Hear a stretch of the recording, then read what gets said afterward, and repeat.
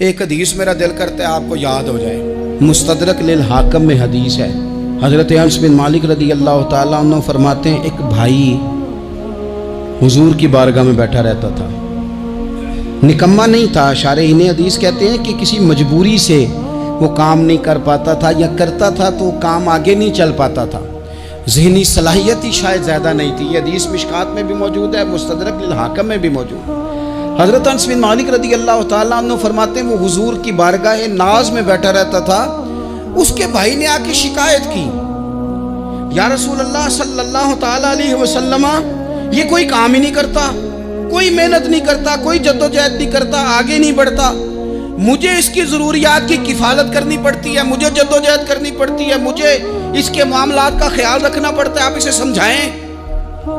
تو حضور نے بہت سارے لوگوں کو سمجھایا جو کام نہیں کرتے تھے۔ ہمیں سیاستہ میں وہ حدیث بھی ملتی ہے جس بندے کو نبی پاک صلی اللہ علیہ وسلم نے کہا تھا کہ تیرے پاس جو بھی گھر میں ہے لا، تو وہ پیالہ اور کمبل لائے تھے، حضور نے بیچ کے کہا تھا جا کلاڑا خرید کے لا اور لکڑیاں کاٹ کے تو بیچ کے اپنا اور اپنے گھر والوں کا پیٹ پال۔ یہ ساری باتیں اپنی جگہ پر یہاں نبی پاک نے ایک روحانی مسئلے کا حل بھی بتایا۔ اللہ کے محبوب علیہ السلام سے عرض کی حضور یہ یہیں بیٹھا رہتا ہے اور سارے ہی کام مجھے کرنے پڑتے ہیں۔ حضور نے نظر مبارک اٹھا کے بھائی کی جانب دیکھا جو بھائی کا شکوہ کر رہا تھا، تو کریم محبوب فرمانے لگے ہو سکتا ہے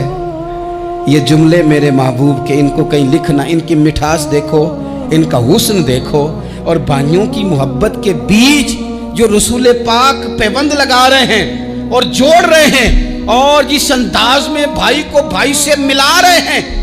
اس لہجے کے حسن کی مٹھاس کو بھی ذرا چکھ کے دیکھو۔ حضور فرمانے لگے ہو سکتا ہے رب تمہیں جو رزق دے رہا ہے وہ اسی بھائی کی وجہ سے دے رہا ہے۔ بھائی بھائیاں دے ویری ہوندے تے بھائی ہی بھائیاں دیاں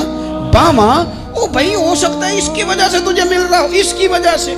وہ دروازے نہ بند کریں جن دروازوں کی برکت سے روزی آتی ہے، کبھی بھی وہ کام نہ کریں جن کاموں کی اگر آپ کو کل تک برکت تھی، کل تک کام ٹھیک چل رہا تھا، کل تک نظام بہتر تھا، اور آج آپ کو محسوس ہوتا ہے کہ کہیں کمزوری آ گئی ہے، کہیں حالات اس طرح کے نہیں رہے، تو پھر آپ غور کریں کہیں ایسا تو نہیں کسی غریب کا آپ کے گھر سے رزق جاتا تھا اور آپ نے بند کر دیا، کسی کی مدد ہوتی تھی آپ نے بند کر دی، کسی کے ساتھ شفقت ہوتی تھی آپ نے بند کر دی، کوئی شخص آپ کی وجہ سے تسلی میں تھا اور پھر آپ نے اسے تکلیف میں ڈال دیا۔ اللہ کے محبوب نے فرمایا تمہارے کمزوروں کی وجہ سے تمہیں رزق دیا جاتا ہے، تمہارے ضعیفوں کی وجہ سے تمہیں رزق دیا جاتا ہے۔ تم نے تو ایک بندہ یہ کہہ کے نکال دیا کہ جا تیری تنخواہ میں نہیں دے سکتا، لیکن کیا پتا کہ اس کی تنخواہ کی وجہ سے ہی باقی سارا کچھ بھی آتا ہو، کیا پتا کہ اسی کے سبب سے اللہ انعام فرماتا ہو۔ لہٰذا ان روحانی مسائل کا بھی تھوڑا سا خیال